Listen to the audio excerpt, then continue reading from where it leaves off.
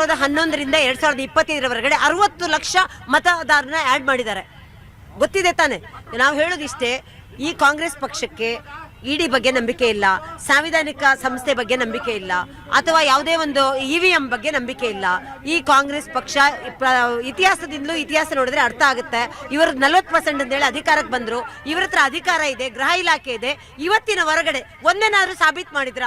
ಯಾಕೆ ಮಾಡ್ತಾ ಇಲ್ಲ? 40% ಅಧಿಕಾರಕ್ಕೆ ಬಂದ್ರಲ್ಲ. ಇವತ್ತಿನ ಹೊರಗಡೆ ಇವ್ರ ಹತ್ರ ಗೃಹ ಇಲಾಖೆ ಇದೆಯಲ್ಲ, ಏನು ಜೀವಂತ ಇದೆಯಾ ಗೃಹ ಇಲಾಖೆ? ಇಷ್ಟು ಹಗರಣಗಳು ನಡೀತಾ ಇದೆ, ಇಷ್ಟು ದಿನ ಬೆಳಿಗ್ಗೆ ಆದ್ರೆ ಇಷ್ಟು ಫಾರ್ಮರ್ ಸಮಸ್ಯೆ, ಜ್ವಲಂತ ಸಮಸ್ಯೆಗಳಿದೆ. ಯಾವ್ದು ಇವ್ರಿಗೆ ಕಣ್ಣಿಗೆ ಕಾಣ್ತಾ ಇಲ್ಲ. ಬರೀ ಈ ತರದ್ದು ಏನ್ ಬೇಕು ಹಿಟ್ ಅಂಡ್ ರನ್ ಕೇಸ್, ಸುಳ್ಳು ಹೇಳೋದು ಬಿಟ್ಟು ಬೇರೆ ಏನಿಲ್ಲ. ನಿಜವಾಗ್ಲೂ ನಿಮ್ಮ ಹತ್ರ ತಾಕತ್ತು ಅನ್ನ ಇದ್ರೆ ಸಾಬೀತುಪಡಿಸಿ. ತಪ್ಪು ಯಾರೇ ಮಾಡ್ಲಿರಿ, ಯಾವುದೇ ಪಕ್ಷದವ್ರು ಮಾಡ್ಲಿರಿ, ಒದ್ದು ಒಳಗಾಕಿ. ನಿಮ್ಮ ಹತ್ರ ಗವರ್ಮೆಂಟ್ ಇದೆ ತಾನೆ. ಈಗ ಎಲೆಕ್ಷನ್ ಇದ್ದಾಗ ಗವರ್ಮೆಂಟ್ ಯಾರ್ದಿತ್ತು? ನಿಮ್ದೇ ತಾನೇ ಇತ್ತು. ಯಾರೇ ತಪ್ಪು ಮಾಡ್ಲಿ, ಯಾಕೆ ಸುಮ್ಮನಿದ್ದೀರಾ? ಯಾಕೆ? ನೋಡಿ, ಜನರಿಗೂ ಅನುಮಾನ ಬರುತ್ತೆ, ನೀವು ಮಾಡ್ತಿರೋದು ನಿಜವಾಗ್ಲೂ ಅಪಾದನೆನಾ ಅಥವಾ ಟೈಮ್ ಪಾಸ್ ಮಾಡ್ತಾ ಇದ್ದೀರಾ, ಅಥವಾ ಇರುವ ವಿಷಯವನ್ನ ವಿಷಯಾಂತರ ಮಾಡೋಕ್ಕೋಸ್ಕರ ಈ ತರ ವಿಷಯಗಳನ್ನ ತರ್ತಾ ಇದ್ದೀರಾ ಅಂತ ಜನರಿಗೂ ಅರ್ಥ ಆಗುತ್ತೆ.